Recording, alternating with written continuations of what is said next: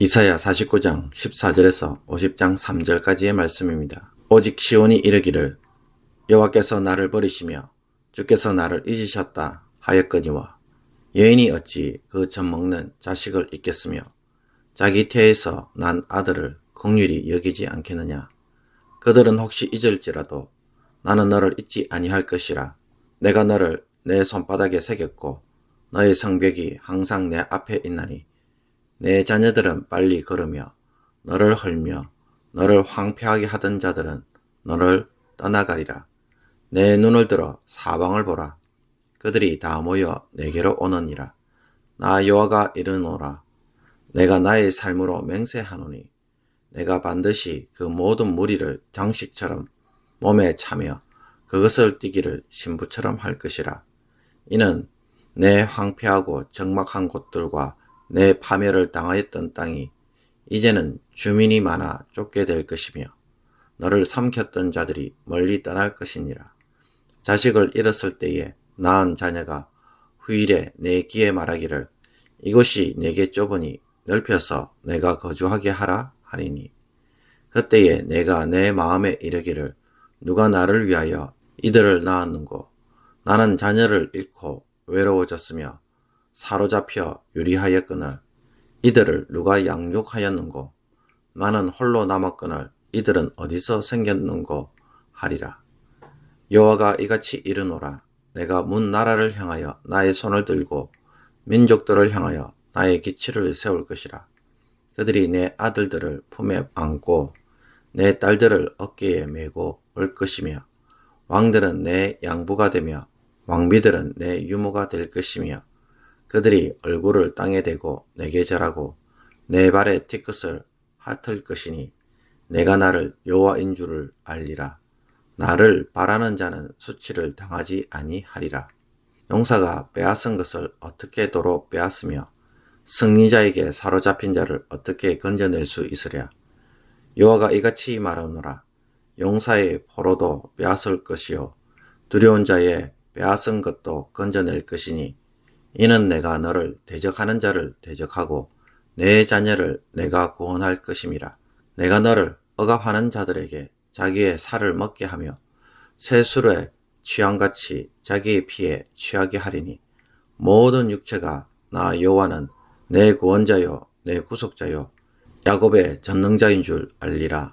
나 여호와가 이같이 말하노라. 내가 너희의 어미를 내보낸 이혼 정서가 어디 있느냐. 내가 어느 체주에게 너희를 팔았느냐. 보라, 너희는 너희의 죄악으로 말미암아 팔렸고 너희의 어미는 너희의 배역함으로 말미암아 내 보냄을 받았느니라. 내가 왔어도 사람이 없었으며 내가 불러도 대답하는 자가 없었으면 어찌 됨이냐. 내 손이 어찌 짧아 구속하지 못하겠느냐. 내게 어찌 건질 능력이 없겠느냐. 보라, 내가 꾸짖어 바다를 마르게 하며 강들을 사막이 되게 하며 물이 없어졌으므로 그 물고기들이 악취를 내며 갈아여 죽으리라. 내가 흑암으로 하늘을 입히며 굵은 배로 덮느니라. 아멘. 한국에 있을 때 한국 드라마를 볼 때마다 자주 눈에 들어오면서 답답하게 여겼던 부분이 하나가 있었습니다. 그것은 주인공과 주변 사람들이 솔직한 대화를 하고 또 직접 물어보기보다는 상대방의 말과 행동만을 보고는 자기 나름대로 추측하고 판단하다가 계속해서 오해하고 갈등한다는 것입니다. 물론 드라마이기 때문에 그럴 수 있습니다. 이야기를 재밌게 하기 위해서는 주인공과 주변 사람들 사이에 문제와 갈등이 있어야 긴장이 되기 때문입니다. 그러나 이런 일들은 단지 드라마에서만 일어나는 일은 아닐 것입니다. 드라마를 보는 순간 나도 저런 일이 있었는데 라는 생각이 들기 때문입니다. 우리는 생각보다 너무나 쉽게 다른 사람들의 말과 행동을 판단하고 단정하는 경우가 많습니다. 내가 겪어보니까 그런 것 같아서 그렇게 보는 것입니다. 그러나 나중에 알고 보면 어떻습니까? 그렇지 않는 경우가 허다합니다. 드라마의 끝에 가면 오해로 인해 생긴 것을 나중에 알게 되는 경우가 대부분인 것입니다. 성급한 우리의 판단이 가져온 실수이고 잘못입니다. 만약 지금 내가 내리는 판단이 현재 관계를 흔들어 놓거나 혹은 상황에 영향을 주는 것이라고 한다면 그것은 매우 신중해야 할 것입니다. 정말 그 판단이 맞는지 여러 번 확인을 해야 합니다. 그것이 맞다는 것을 확인하기 위해 상대방에게 직접 물어보고 오해는 없었는지 여러 가지 증거들로 살펴야 하는 것입니다. 그러나 우리는 이런 면에서 합리적이지 못합니다. 대부분 상처받은 감정으로 그대로 밀고 나가기 때문에 오해하고 있었던 것은 아닌지 그런 것에 생각하기보다는 자신의 상한 감정을 하소연하는 데 대부분의 시간들을 보냅니다. 이스라엘이 바벨론에 의해 예루살렘이 무너지고 포로로 잡혀가자 이들은 자신들에게 일어난 일을 가지고 어떻게 평가했습니까? 14절에 여호와께서 나를 버리시며 주께서 나를 잊으셨다고 말합니다. 50장 1절에서는 결혼에 빗대어서 말합니다. 하나님이 이스라엘을 버림으로 이혼을 했다고 말하고 또 심지어 많은 빚 때문에 이스라엘을 돈 받고 팔았다고 말합니다. 자신들에게 일어난 일들을 통하여 하나님이 하시는 일들을 이런 식으로 오해하고 있었던 것입니다.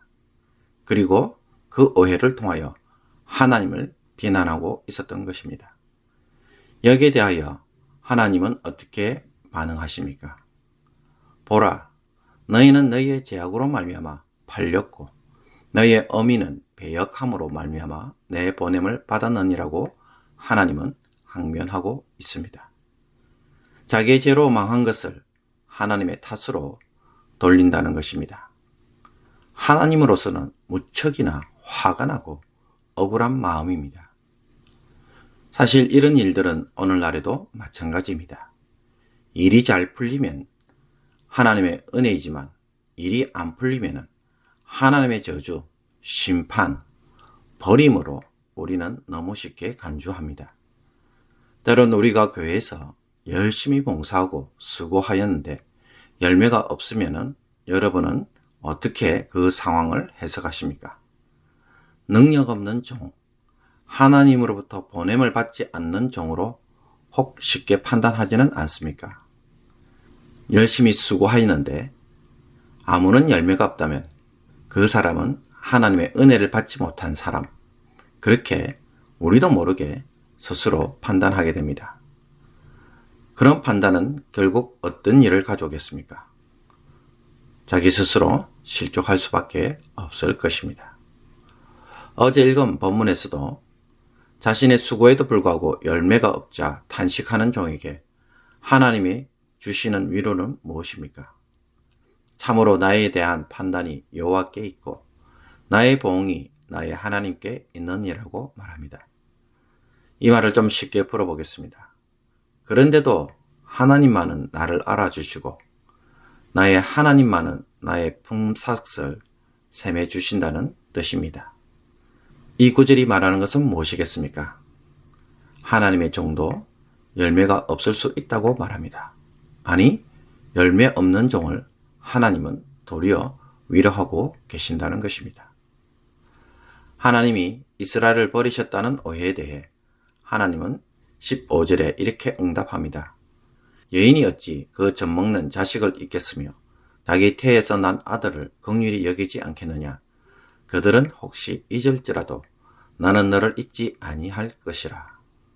그리고 여기에 대하여 회복의 약속들을 미리 예언해 주십니다.